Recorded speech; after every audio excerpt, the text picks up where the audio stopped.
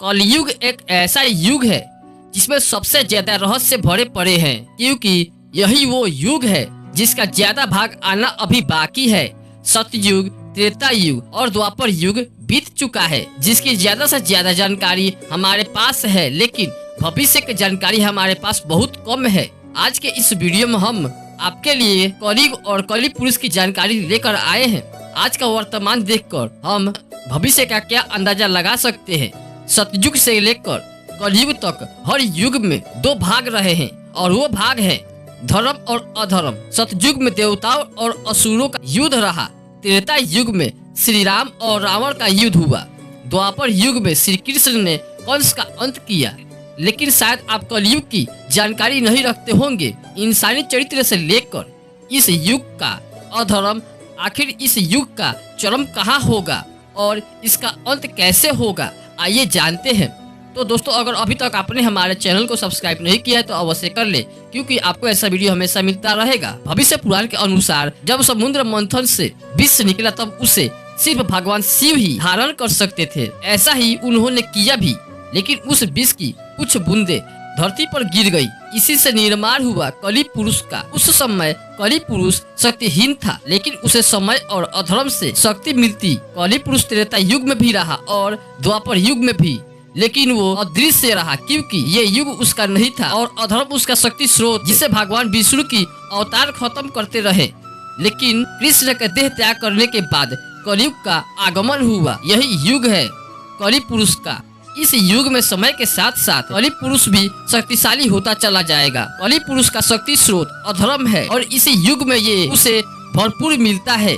कली पुरुष अदृश्य हो सकता है, वो इंसानों के अंदर वास कर सकता है। इसी से वो सृष्टि में अधर्म को बढ़ाता चला जाता है और शक्तिशाली होता चला जाता है। कली पुरुष की शक्ति बढ़ती ही जाएगी। इसी के साथ उसकी सैन्य भी इंसान ही होंगे। वो इंसानों को भी शक्ति देगा जिसकी हमें जरूरत होगी। इंसानों की बढ़ती शक्ति से कली पुरुष भी शक्तिशाली होता चला जाएगा। वो इंसानों को मानसिक तरह से छीन करता चला जाएगा, जिससे इंसान भी भौतिक शक्ति की ही सर्वोपरि समझने लगेगा। धीरे धीरे इंसानों की शक्ति देवताओं से भी ज्यादा हो जाएगी। कलयुग का कुल समय 4,32,000 साल का है और इस समय सिर्फ 5,000 साल का ही समय बीता है। कल की अवतार भी कलयुग के अंत में ही आएंगे। इसी कारण कली पुरुष के पास बहुत ज्यादा समय है ज्यादा से ज्यादा शक्तिशाली होने के लिए। जब कली पुरुष बहुत ज्यादा शक्तिशाली हो जाएगा तब वो असली रूप में आ जाएगा।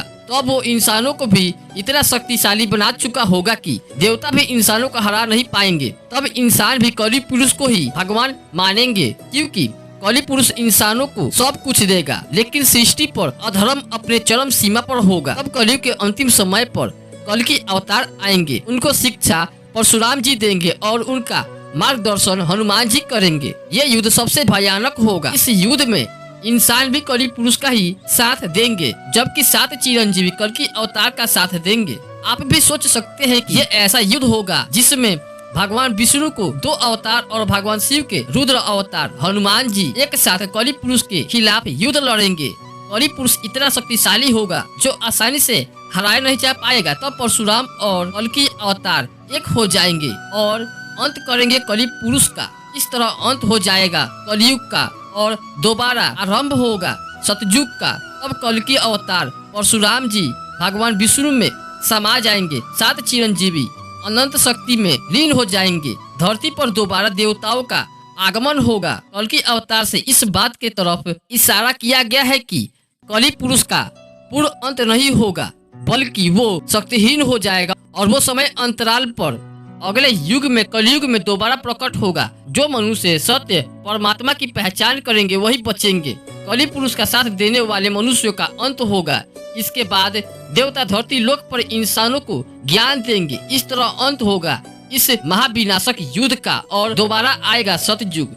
फिर से होगा धर्म की स्थापना। दोस्तों, ये जानकारी आप सबको कैसी लगी हमें कमेंट सेक्शन में जरूर बताएं और वीडियो अच्छी लगी हो तो वीडियो को लाइक करें, चैनल को सब्सक्राइब करें, क्योंकि आपको ऐसा वीडियो हमेशा मिलता ही रहेगा। धन्यवाद।